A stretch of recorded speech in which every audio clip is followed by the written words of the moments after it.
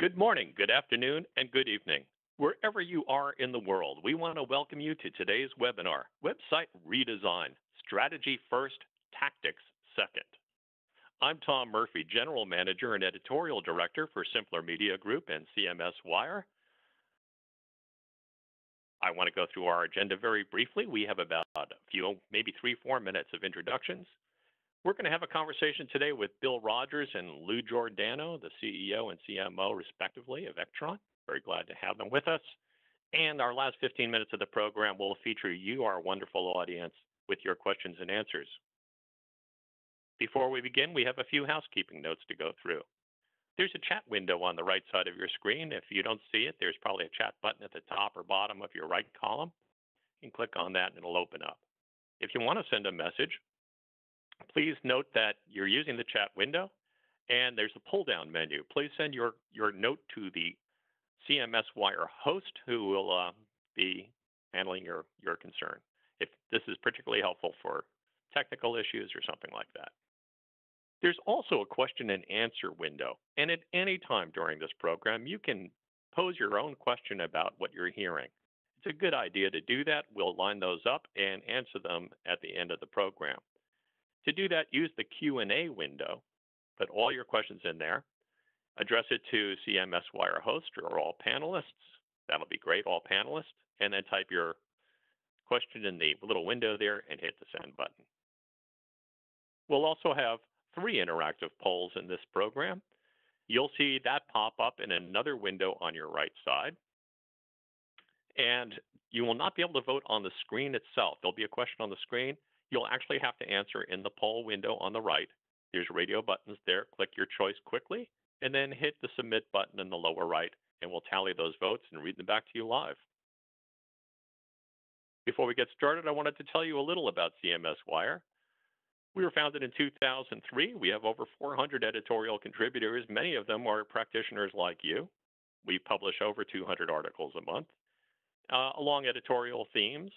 And we have monthly tweet jams, hangouts, webinars, and other events that make it all a lot more fun. Our primary topic areas are customer experience, digital marketing, social business and enterprise collaboration, and enterprise information management. We're sponsored today by Ectron, a global leader in digital experience management software. Whether it's internet, intranet, or extranet, Ectron uniquely delivers marketer-centric solutions for the world's leading brands to drive competitive advantage and produce rapid ROI.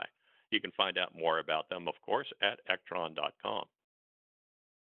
Now it's my very distinct pleasure to introduce CEO Bill Rogers, also chairman of the board. He founded Ectron in 1998 and has led Ectron for more than 15 years to become one of the best enterprise content management systems in the world. Lou Giordano is Chief Marketing Officer. He has extensive experience in leading global marketing teams and driving measurable results for enterprise software companies. Prior to Ectron, Lou held marketing leadership positions at Tipco Software and EMC Corp. And now it's time to start the program, and I'm going to hand the controls over to Lou, who will take it from here. Lou? That's great, Tom. Thank you so much. It's great to be here, especially with Bill. Excited to speak about this topic today. Numbers and organization. Tons to say. So I thought I'd begin with a single slide, quick introduction here to introduce you to Ectron in case anyone needs a refresher.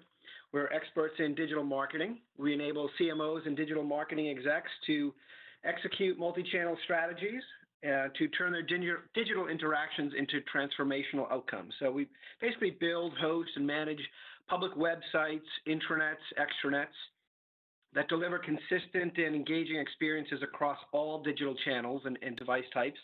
So marketing executives can project consistent and differentiating messages across all of these channels to drive great levels of customer engagement and produce better marketing outcomes.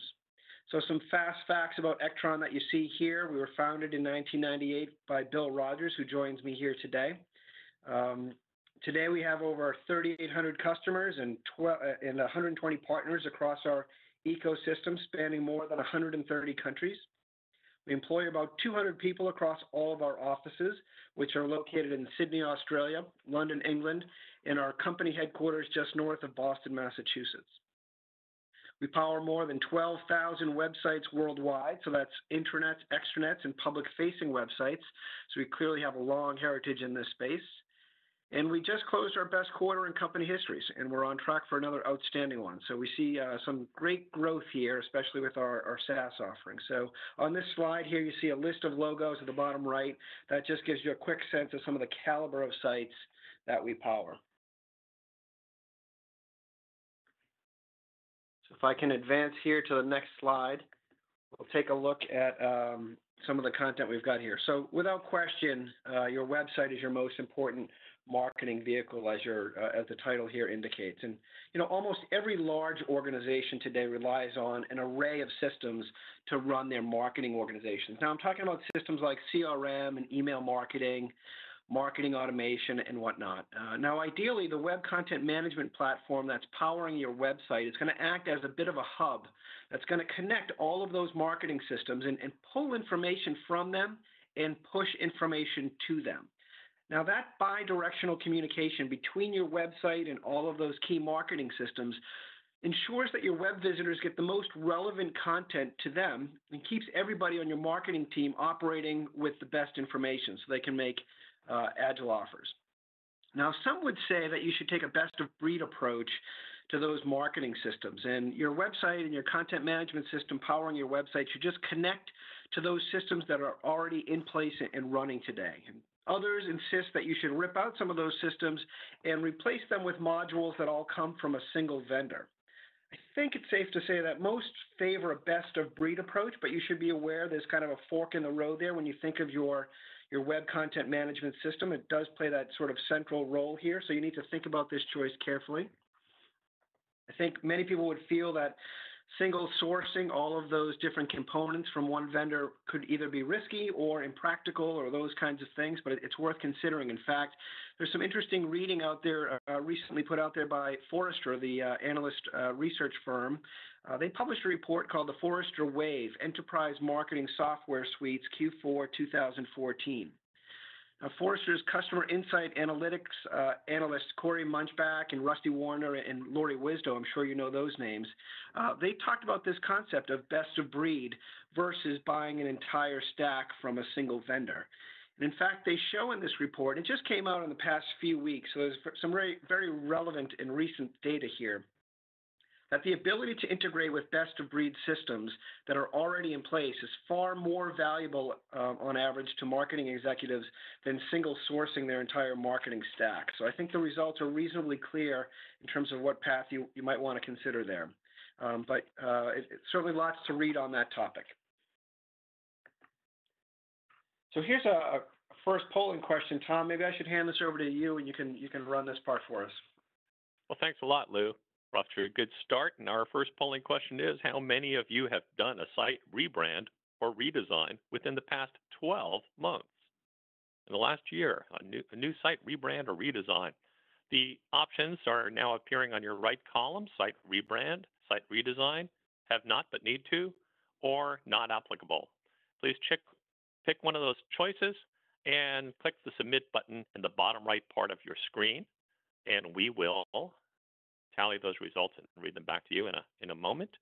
First, I'll ask Lou, what's your guess here, Lou? What do you think is going to be the leading choice? I'm going to go with A. Yeah? Bill, you agree with that? I'm going to go with B. Okay. I'm going with B too, just so in the interest of full disclosure. I don't want to sway anybody's votes. The poll has ended, so I don't think it will. We're just waiting for the results to come up now, and then I'll go through it. Here they are, very quickly today. And the leading answer is B. 28% said site redesign, 13% said rebrand, 21% said they haven't done it yet but need to, 6% says it's not applicable to them, and about a third of our audience, 32%, didn't answer. Folks, please answer. This is your program. We really want to hear what you have to say, and so our guests will tailor their presentation to your responses. But right now, I'm going to turn it back over to our guests, and they can proceed with the program. All right, great. Thanks, Tom. That's helpful. So yeah, so lots of recent work out there, and still more to go, I think, is what those poll results show us. You know, I often like to say that tactics win marketing battles, but it's strategy that win wars, right? You have to have your website strategy clearly in mind before kicking off any rebrand or redesign project. So know what you want your website to do, because the type of website that you need determines what its design should be, right? So let's take a quick look at some of the different types of websites that most organizations tend to gravitate to. Here on this next slide. So at a very superficial level, this is one way to think about the different types of websites that many companies run today. They each have a distinct purpose, so therefore they each have a distinct design. But they all need a really good web content management system to power them and connect them to those different marketing systems that we just talked about a moment ago. So let's take a look at the first one, a brochureware kind of site. So this, it's kind of like a big billboard, right? You publish a message, there's infrequent content changes here. It's mostly a one-way type of experience, just presenting information. There's not a lot of user interaction on these types of sites. It's really just designed to project a message, not too exciting. If we look at a different type of site, then one designed more around engagement or lead generation, this is probably more relevant for many of you on the call right now. This is really the destination site for all your web traffic, right? You want to present relevant content designed and built for the expected visitors of your site. And in exchange for presenting some of that valued content, you probably want to capture some contact information. So the value of the experience, I think, here is determined by the relevance of the content. And, relevant and valued content drives your ability to capture leads, I would say. Another type of site that I think many of us have on this webinar right now is around revenue producing or e-commerce kinds of site. It's a great destination site for your web traffic. Again, you want to present some relevant content. Here you're trying to process payments as well as capture some key contact information. So this is a very high value kind of experience if executed properly. The site's designed oftentimes for high volume and low to no touch processing of financial transactions. So I'm sure you can all think of different sites that are built for e-commerce and how quick we are to swap out of those sites if they don't fulfill our user expectations. Then the final site here is community building or social kinds of sites. The purpose here is really oftentimes to connect users with each other. Many times their model is driven by advertising revenue or subscription-driven revenue. So the more user, oftentimes the higher the ad price because you're touching more eyeballs. This is often an all or nothing kind of experience. It's either high value or there's really no value at all. So it's really the population and the dynamic type of interactions that drive the value, not prepackaged content that's built for anybody. So I think that would be a pretty fair representation that captures most of the main types of sites that people on this webinar are probably engaged with today. So if we use that as a backdrop, and then we look at what are some of the typical motivators people have for rebranding or redesigning their site. So assuming you've got one of those types of sites that we just looked at, let's take a look at why companies typically rebrand those types of sites. Oftentimes, there's an organizational change afoot. That might be a merger or an acquisition. Maybe it's a spin-off or a joint venture. It could even be a new product line or a service or entrance into a new market. So there could be even sub-brands that you want to emphasize as well. Many, I think, Bill would agree that most of the redesign projects that are out there today have mobile near or at the very top of the list of motivations for why we want to fix a website. And that's often around responsive design. You want to be able to work across different device types and offer mobile-friendly content. So that's a key driver for why you want to redesign your site. You often, many people use their updated look and feel as a primary motivator, right? So this might involve something like the information architecture, the navigational structure as you move through the site. It will also likely include a logo or a color palette or a font, all those kinds of things. And the last basic motivator is around ease of management, right? You oftentimes want to put more power in the hands of the marketing folks. We call that being marketer-centric. So you want to reduce the reliance on IT to make simple changes to your site. And I know IT is happy with a reduced burden because they often have more strategic things to do than just make simple content changes to a website. You also want to consider redesigning your site to ensure brand consistency throughout.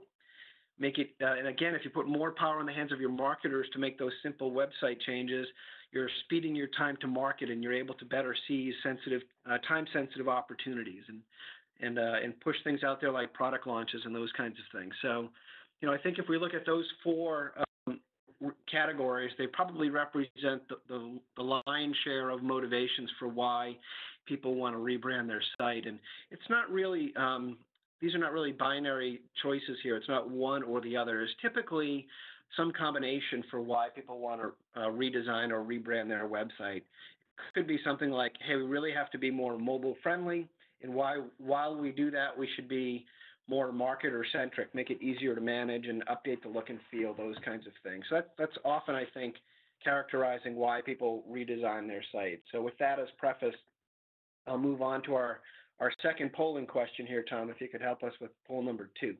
Be glad to. Really interesting hearing about those types of sites and the different approaches for those. Our second question is, choose from the following list to select your primary motivator for your most recent website redesign. And if you have one in process, you can use that. So your primary motivator, organizational shift, optimize for mobile, update look and feel, or easier to manage. Please pick one of those 4 choices on the right side and then click the submit button and we'll get to it. Gentlemen, were your guesses here? Well, B was the right answer last time, so it has to be the right answer again this time. You said that. I think on any Sunday rule applies here. It can be any of those choices.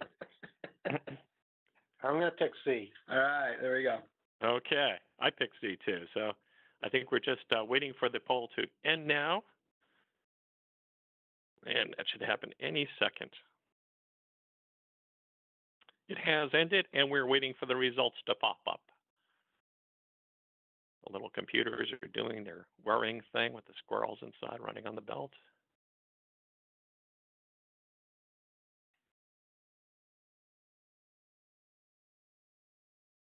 Oh, I'm just like, feed those squirrels some more, I think, eh? Yeah, I think we should. We got a 186 drive in this machine, I guess. Here they are. Got the results finally. Let me just move this over so I can read them properly. Okay. Dominant answer is C, update look and feel, 34%. Organizational shift was 18%. 15% chose make it easier to manage, and 8% are optimizing for mobile. I thought that number might be a little bit higher, but we'll say. Anyway, that's the results. Update look and feel is the leading answer. And gentlemen, the microphone is back to you. All right, well, thank you. Good deal. So, as we look at sort of a marketer's desire to have an updated look and feel of their site and all those other motivations for it, it's clearly a top motivation is making sure that the content on their site is most relevant for their expected visitor. And creating content, and what you see on this slide is a list of top priorities for digital marketers today. So creating content, clearly, perennial to do for marketers. And that could be web content as well. It also could be assets on the site like infographics or ebooks or white papers and whatnot. Having a responsive mobile design on their site is another key priority for digital marketers. And creating landing pages and CTAs, always an important to-do, as well as boosting their organic search results, getting found more easily. So these are some of the top priorities that are out there for digital marketers today. I'm sure many of you can relate to them. And as we move over to this next slide, you can see that people who do those things very well get found more quickly, and that's what we call having great content and drawing people to it. Is what we think about as inbound marketing, and leads that come from that type of a design paradigm are 61% lower cost if they're sourced through that sort of inbound marketing lens. That's perhaps not too surprising for many of you who are out there, but I thought it would be interesting to share that one data point.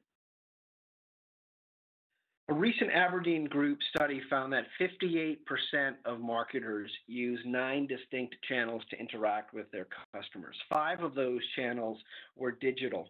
And I'm listing 4 of them here: web, mobile, email, and social. And video was the other one that was digital. So the operative principle here is brand and messaging consistency through all of these channels and formats. And with a digital multi-channel execution, it really comes down to a few key methods. So let's take them one by one. So if we take the web first, as a marketer, you really need to be able to manage your site content without relying on developers to update all of your copy or manage every new widget on every web page. So you really want to think about putting the true power of campaign management into the hands of those folks who are creating the content and writing the copy. That is, the marketers. Now, of course, if you need a new template for your site or new navigational structure, those kinds of things, you certainly want a developer to lead that effort. But if you're talking about routine updates to website copy or placement of widgets, I think really it's time to enable the marketers to self-service a little bit more. I know IT loves it when marketers take things more into their own hands, and I know the marketing people do as well, being one of them. Let's take a look at the second one, then mobile. So there's tons to say here about responsive web design. The goal essentially is to be able to automatically deliver relevant experiences that are highly tailored to the device, the iOS, the locale, and whatnot. Ideally, you'd use an approach that encourages adaptive images, so you can upload one image and then immediately create lots of different sizes of that image to fit the screen real estate on different devices. And then you automatically present the right sized image based on the device that's being used to visit your site. You also want to be able to easily test out those experiences prior to publishing them so you can ensure that they render in the optimal way. So you want to be able to simulate or emulate the visitor experience before you publish it so you can see exactly what the visitor is going to see on each device type. And finally, you want to be able to integrate easily with responsive design frameworks like Bootstrap, for example. You want to embed them into your template so it's easier to use and makes your site more responsive. So there's really lots there around mobile. That just scratches the surface, but why don't we take email next? So just like you would on the other types of offers that you see here, mobile and web, email, we can serve as the single source of truth for email marketing. You pull the content ideally that goes into some of your email subject lines, for example, in the core content can come directly from your content management system, your experience management platform, as we call it. And that should really go into your email system, like ExactTarget, for example, or Marketing Cloud, as they call it now. This ensures that what's on your website, the copy, matches what's in your email. It's a pretty straightforward concept here. You want your email content to match your website copy to some extent. And to do that, you need that single source of truth, that digital hub, if you will, which is your experience management platform that's powering your websites and connecting to your email marketing systems and whatnot.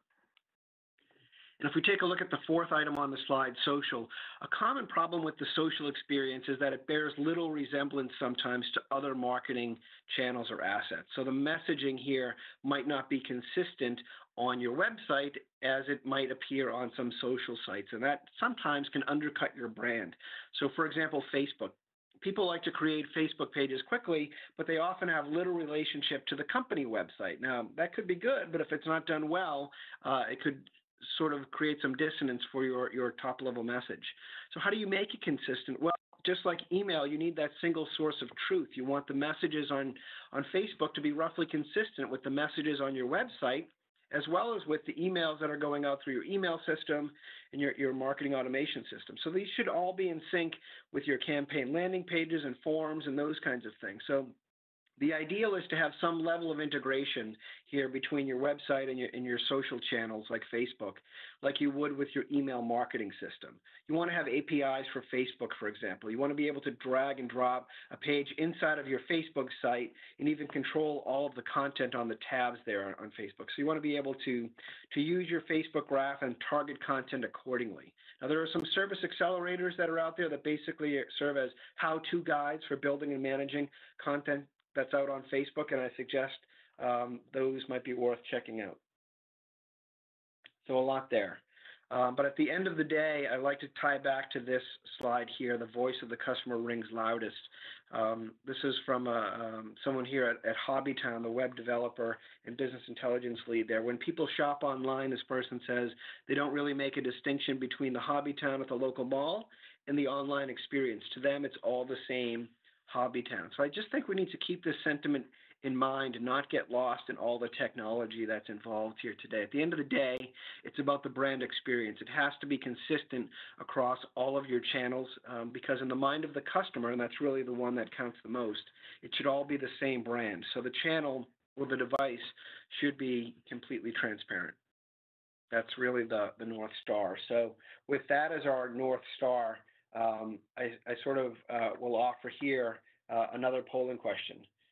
Tom, do you want to run this one through? And I'm going to ask Bill what his answer is before I volunteer one.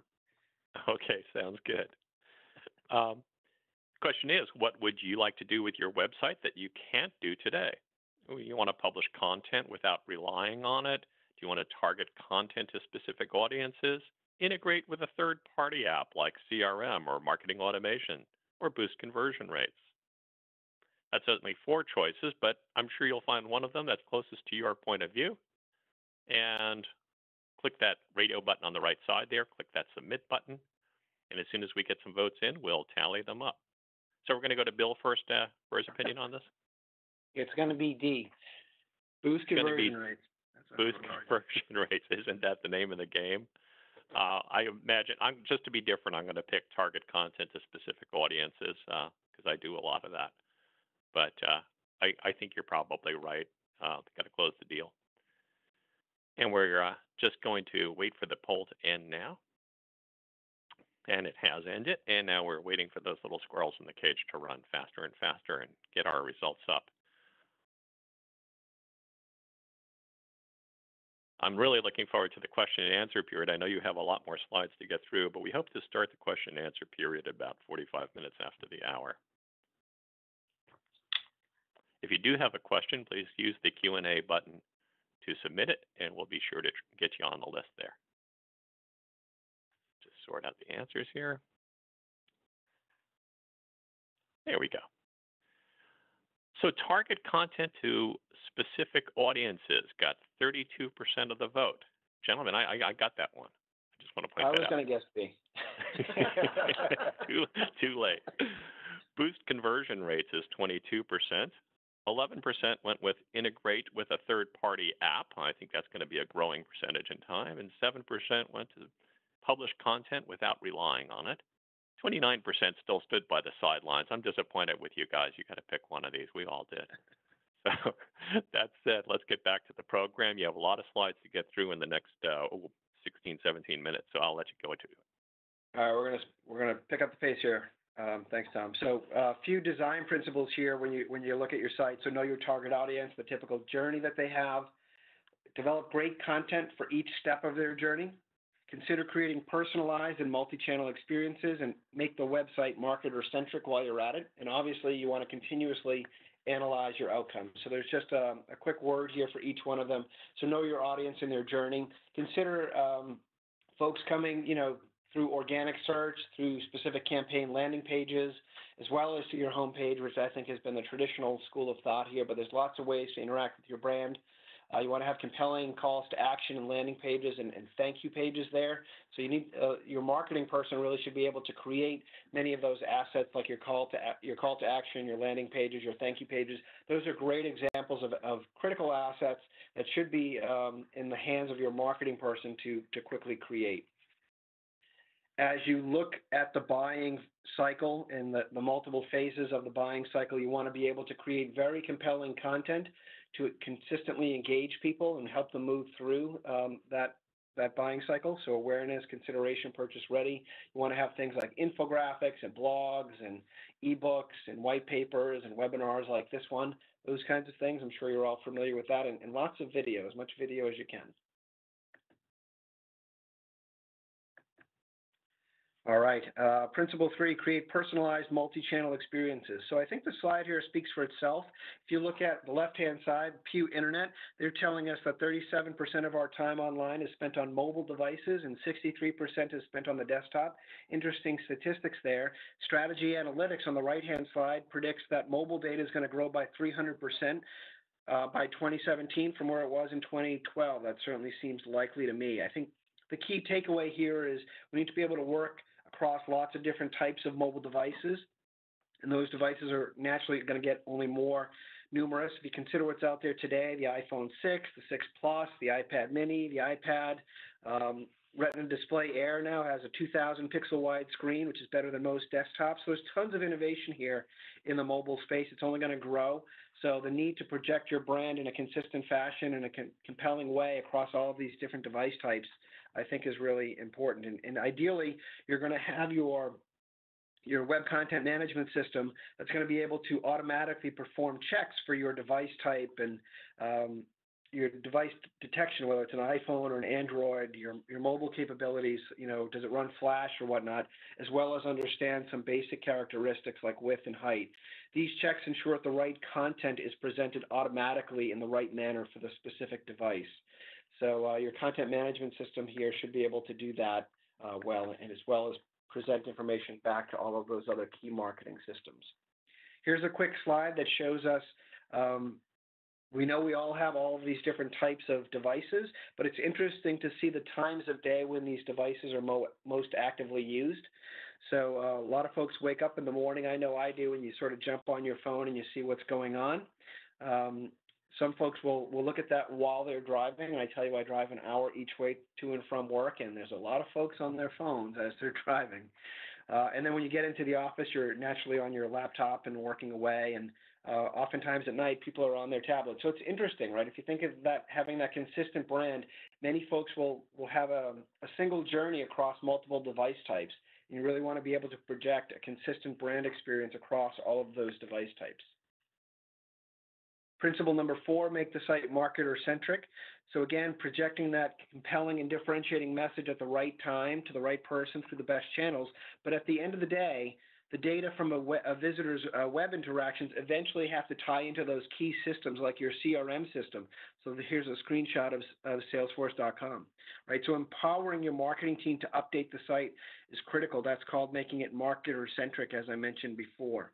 So, the marketing folks are the ones who are going to interact quite frequently with systems like Salesforce and your marketing automation email marketing system. So making sure that they're able to interact with them quickly is really saves time down the road in terms of launching campaigns and whatnot.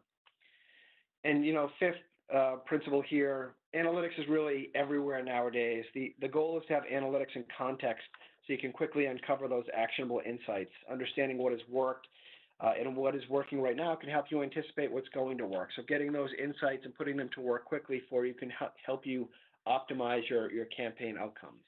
So with all of that, let's hand it over to Bill here, and he can walk us through some great examples. So this few months ago, I had an opportunity to sit down with Ovo Energy and also with one of our elite partners, Realize. I got having a conversation with Nathan Fullwood in the Ovo team. And Ovo is an energy company, and I think it's a very good example of talking about rebranding and redesign. So what I'd first like to give you some context. So if you look at the UK, there are 6 major energy companies, energy suppliers. They're not well liked. They're under constant scrutiny from the government and press and regulators, and they come out in social media and they're kicked around a lot. In fact, they're thought of, so this is just a quote of how people perceive them. And so with that in mind, there came a few years ago, came Ovo Energy. They started by an industry outsider. They wanted to offer a realistic alternative to the big 6. And so when you look at this, this is their original site. It had got them started, but it wasn't going to be good enough tell the job of the brand story, or crucially, convincing people to switch energy suppliers. And so with that, there was a pretty simple equation that needed to get answered. And this is where Realize sat down with the Ovo guys and started to understand, well, what is it that's going to make people start to look at them and switch? And ultimately, people were very interested in savings. They wanted to believe in a company that they could trust. And if those two parts of the equation were true, they actually were willing to go through and do a conversion to do the conversion.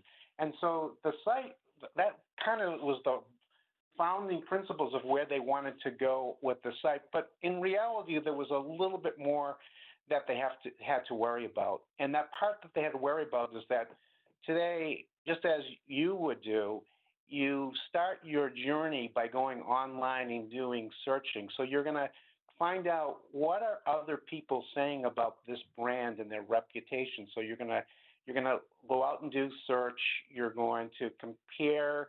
So in this case, they're comparing pricing. So pricing was a very big factor. If you could make that a lot easier, it was going to be finally. And then they're going to try to understand, are you a company that we can interact with? Is your customer support great? And so that was part of their brand that they also were pushing and driving really hard. Now, there is also a really tough problem that people have when you start thinking about customer journeys and where they go. Customers don't ultimately go to your homepage. And so each page that customers come to could be the start of the conversation. And so you have to think about that when you're doing a redesigning and a rebranding. Where are they entering the site? And how do you start getting your message across to convince them to some goal, to get them to click on some call to action? And so when you start to look at your customers, you have to think about what kind of questions are they actually asking. And so by creating these, ultimately what you're doing is you're creating a number of groups, and you start surveying people, and you build personas of the type of people that are coming into your organization. And when you look at those personas and the questions that they're asking, you start saying, well, there's some customers that are concerned about saving money. There's some customers that are concerned about support and reliability, and they can get answers from their energy company really easily. And ultimately you start forming what are all the different things that they're interested in. And it really boiled down for Ovo that customers really wanted better service. They wanted to trust the energy company that was delivering energy to them, and they wanted cheaper energy. And so with that in mind, the Realize team started to go to work and started working with building the user journeys and building the content map that would be used in order to achieve these. So when you think about a content map and what happens on a content map, so the first thing that you can see here is when a customer comes to the site, they first what want to do is get them a quote, because ultimately they're trying to say, are you going to save me money? And they make that extremely easy for people to do. So that's one of the goals of the site, was to make it easy for them to interact with it. The next thing was that they can actually trust and understand the energy company, so they can hear the voice of the energy company and actually believe in their brand. And the next part of it, can you move to the next slide? Sorry. So the next area there is so ultimately they're driving the customers to with an easy calls to actions to get them data very quickly so they can do comparisons. They actually can compare their cost of other energy providers in their quote analysis. And so the goal there is to get them to switch. And so this is their interface for having them ask what type of energy they're doing. the other company that they're comparing it to, and they'll get them a quote to them immediately. So with that, so it enters in how did Realize, Ectron, and how did they work together to achieve these goals? So they're having different systems that they're using with Microsoft Dynamics as their CRM system. They use the Google Analytics to track what people and where they're coming from, and returning users to returning customers, and the type of content that was being displayed to them would be different. And of course, they looked at how can we make this content easier for the marketers to be able to manage and interact with, and ultimately they were using a web content management system to actually tailor the experience for the different devices, and made it easier for them to be able to interact with different systems like Microsoft Dynamics so they could target content to the users.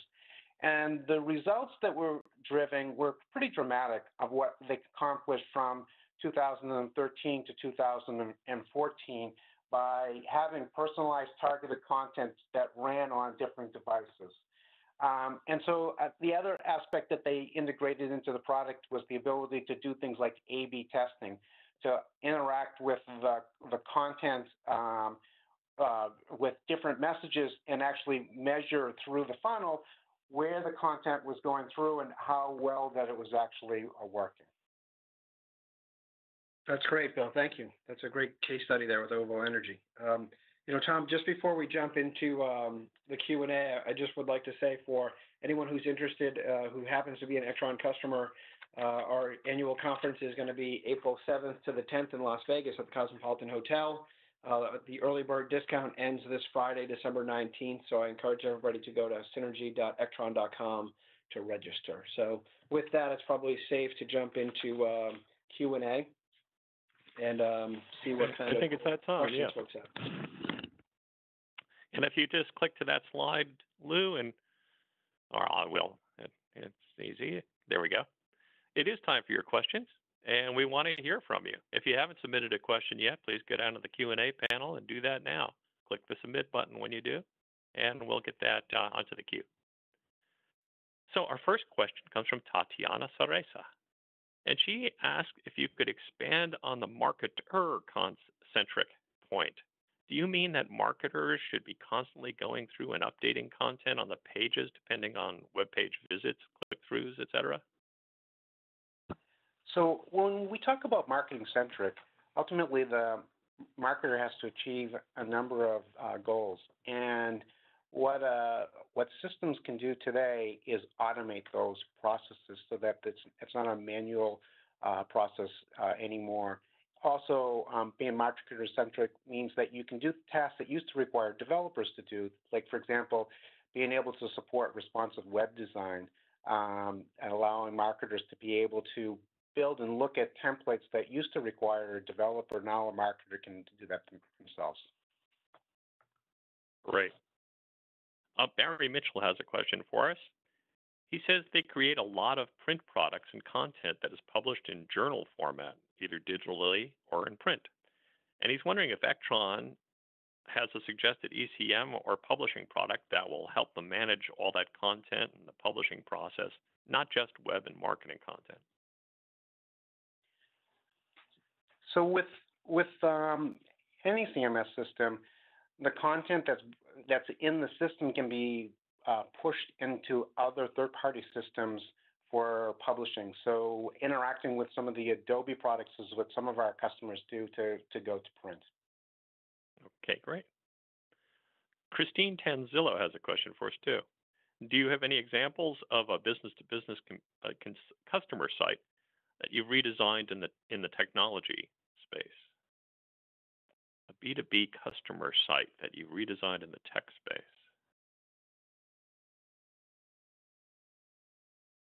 Any come to mind? I'm trying to think if you're talking about an e-commerce site, a B2B. Business-to-business customer, yeah, basically businesses selling to business in the technology space. It's okay if you don't. We could come back to that if something pops Yeah, we'll up. come back to it in a second. Sure. With a lot of different customers. Yeah. Okay, great.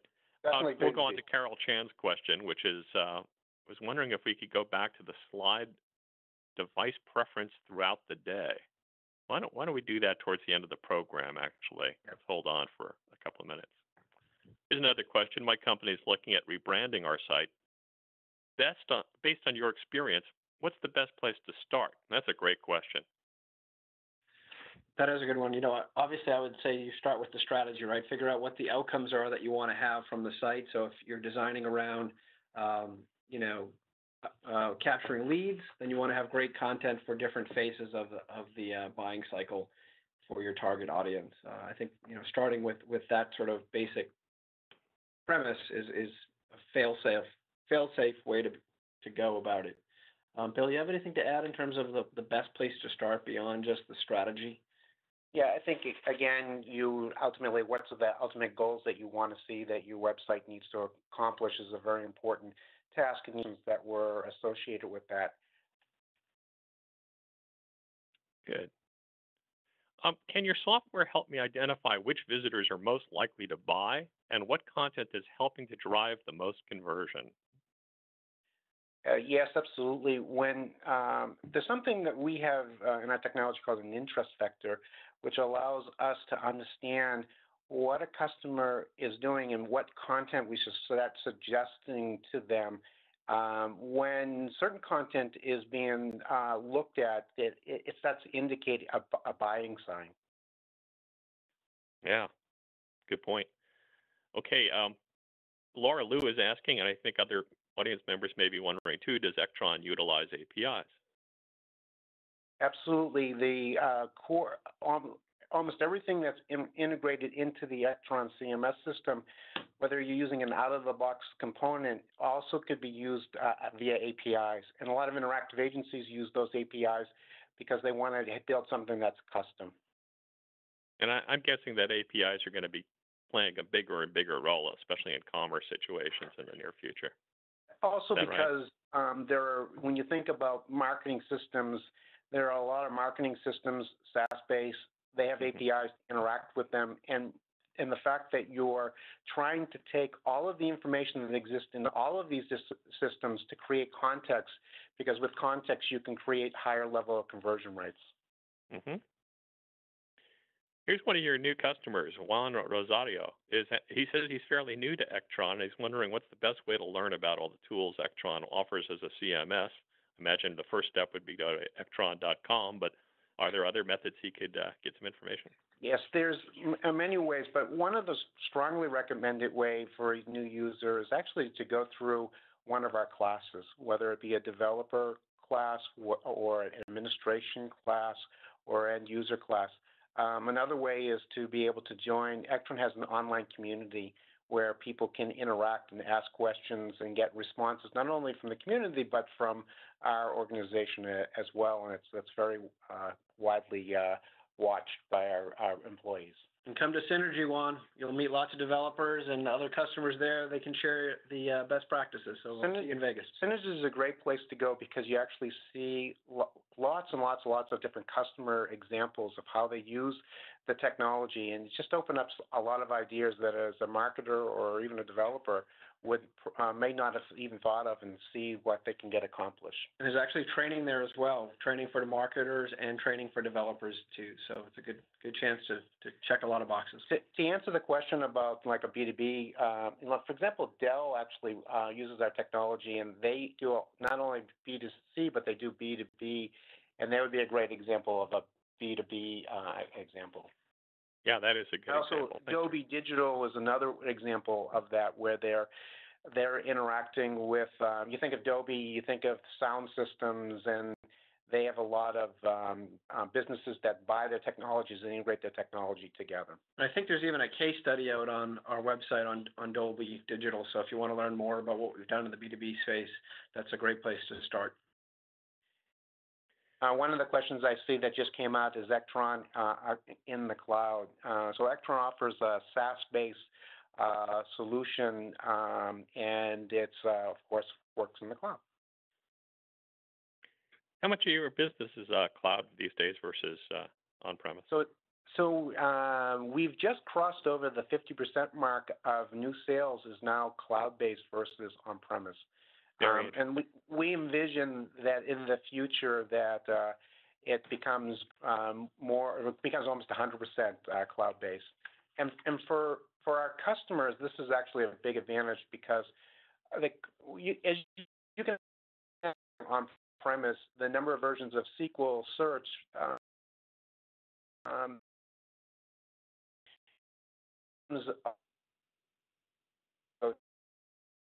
it's exactly what we test against, and so it's a more cost for the client. And of course, the ability for us to interact with the system and not be hindered by trying to work through and find people to let us look at the system with them. Sure. Christina Tanzillo asked a question that probably a lot of our listeners are wondering. Not everybody's very familiar with enterprise CMS, and she's wondering what you think about using WordPress versus your CMS. Sure. There are a lot of great CMS products out in the marketplace. I think what we focus on is mostly around experience management and what we can do with things with our search technology and drive a personalized experience. We try to beat our competitors in optimizing that experience to customers. But they're great products out there in the market. Terrific. We're getting a lot of really good questions from the audience. I really thank our audience for pitching in here. And we still have some more time here, so if you have a question, don't hesitate to throw it in here. We'll try to get to every one of them.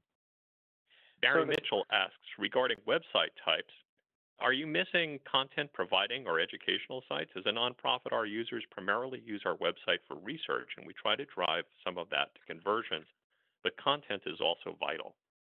Does that fit in one of the four categories you mentioned, or is that another one? Yeah, so for Rectron, we actually have a lot of associations and nonprofit, and education that use our technology to drive their websites. We probably have in the order of 500 education websites and hundreds of associations that are using the technology. And if you look at that, it's because content to them is their primary business. It's their so more than probably any other types of businesses out there. They think of a student coming to an educational site. They make their decision from the brand of your website. And if you can tailor that content to the users, so imagine a user interacts in 3 clicks, you have probably an understanding of what interests that they have. And so you start targeting content to that particular user or student. And when the association, they want to build communities and authenticate and also provide personalized content. So we have the products work well in those types of environments. Good. Joe Agressano asks, is your platform proprietary? Well, it's a content management system built on .NET. Running in the cloud. What makes it not so proprietary is just the well-documented set of APIs to interact with it. There's some core components that are proprietary, and truth be told, you wouldn't want people making changes to those components anyways because they're more likely to hurt themselves than help themselves. So in that sense, there is some proprietary software, but it doesn't limit you from getting and customizing the types of things that you want to do with the system. Good. Christine Tanzanillo is back with another question. I think this is another good one too, Christine. Thanks for asking it. A lot of our listeners are probably wondering about this. How should a small company budget for a redesign? Is there a checklist that one might use to capture everything to consider and potential cost?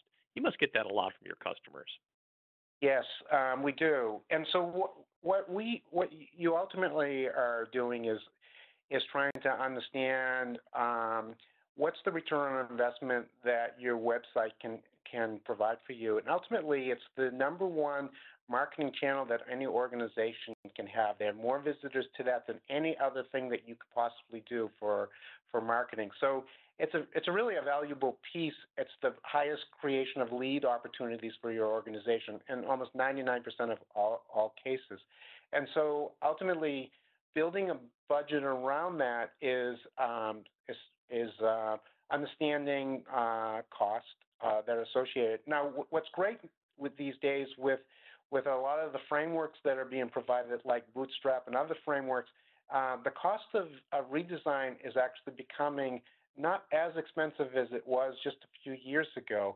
And ultimately, the software makes the requirements that are required, that used to require so much development work, it starts to become, now this is out-of-the-box functionality.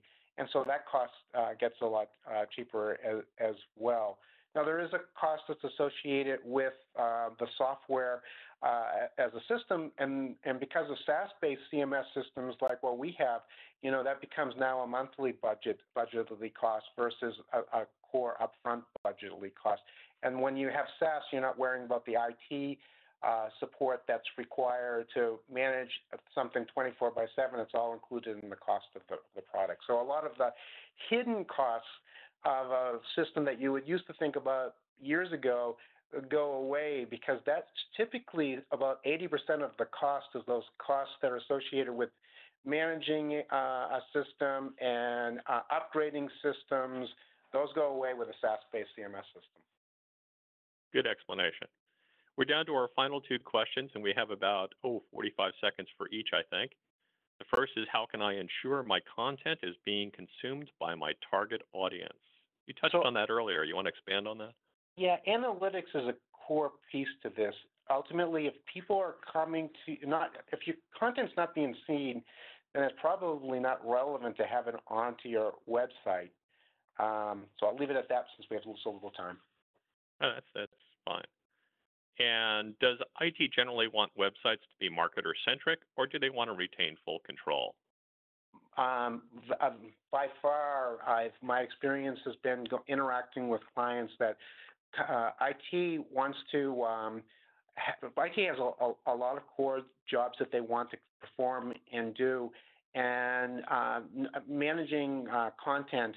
And if they can move more of this like mundane stuff off of their plate, they would like the systems to be able to handle this that required more of their technical interaction. Okay, sounds good. Well, that pretty much wraps up our program today. I really want to thank CEO Bill Rogers and CMO Lou Giordano for being our guests today. It's just a terrific program about Extron. This webinar has been recorded. A video and recap article will be emailed to our audience within a couple of days. It'll also be available on CMSWire.com. Please stop by and check out the site. I think if you're interested in this webinar, you'll be interested in a lot of the articles we publish on CMSWire. And if you're interested in becoming one of our contributors, please check out the Submissions tab at the bottom of the page. If your company is interested in sponsoring a webinar, please email us at advertising@cmswire.com. Thanks so much for sharing your day with us today. I really appreciate it. My name is Tom Murphy, and I'm signing off for CMSWire and Extron. Good day.